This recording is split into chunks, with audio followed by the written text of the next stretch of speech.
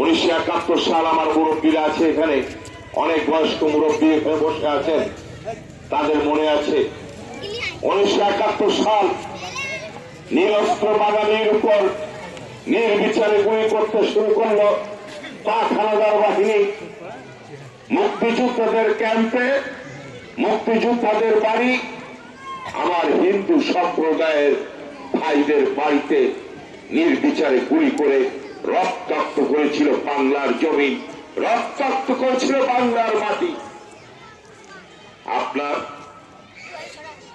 পাকিস্তান থেকে আসলো অস্ত্র নিয়ে, কোনটা মুক্তিযোদ্ধা, কোনটা রাজাকার, কোনটা হিন্দু, কোনটা মুক্তিযোদ্ধার ক্যাম্প ওরা জানতো?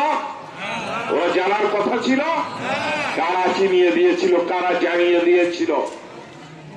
যারা চিনিয়ে দিয়েছিল, জানিয়ে দিয়েছিল, তার নাম হচ্ছে জামাত ইসলাম।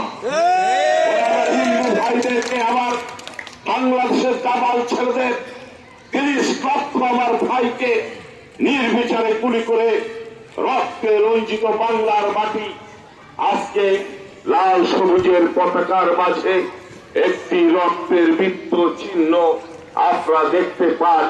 ও তো চিহ্ন নয়, ও আমার 30 লক্ষ ভাইয়ের, ও আমার 30 লক্ষ শহীদের রক্তের চিহ্ন। ওই দিকে তাকালে আমার ভাইয়ের রক্তের কথা মনে পড়ে যায়। তোমরা এই জাতির সাথে বিশ্বাসঘাতকতা করেছিলে, তোমরা এই বাংলাদেশের মানুষের সাথে বিশ্বাসঘাতকতা করেছিলে, সেই কথা আমাদের মনে পড়ে যায়। সেদিন শুধু আমার 30 লক্ষ ভাই শহীদ হয় নাই, আমার 3 লক্ষ মা বোনের ইজ্জত সেদিন লুণ্ঠন করেছিল ওরা। আমার মা বোনকে ধরে ধরে পাক হানাদার বাহিনীর ক্যাম্পে ওরা ওদের মনোরঞ্জনের জন্য দিয়ে এসেছিল। আমার 3 লক্ষ মা বোন সেদিন ইজ্জত হারা হয়েছিল। আমরা আজকে বাংলাদেশ স্বাধীন রাষ্ট্র, আমরা বাংলাদেশ হই, আমরা একটি স্বাধীন রাষ্ট্র হই, বিশ্বের মানচিত্রে আমরা মাথা উঁচু করে দাঁড়াই, আমাদের নিজস্ব একটা পরিচয় হোক।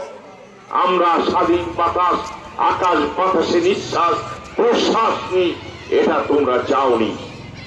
তোমরা চেয়েছিলে আমরা ওদের গোলাম হয়ে থাকি, ওদের দালালি করি, ওদের তোষামদি করি, ওদের পা চাটা কুত্তা হয়ে আমরা জীবন যাপন করি, এটাই তোমরা চেয়েছিলে।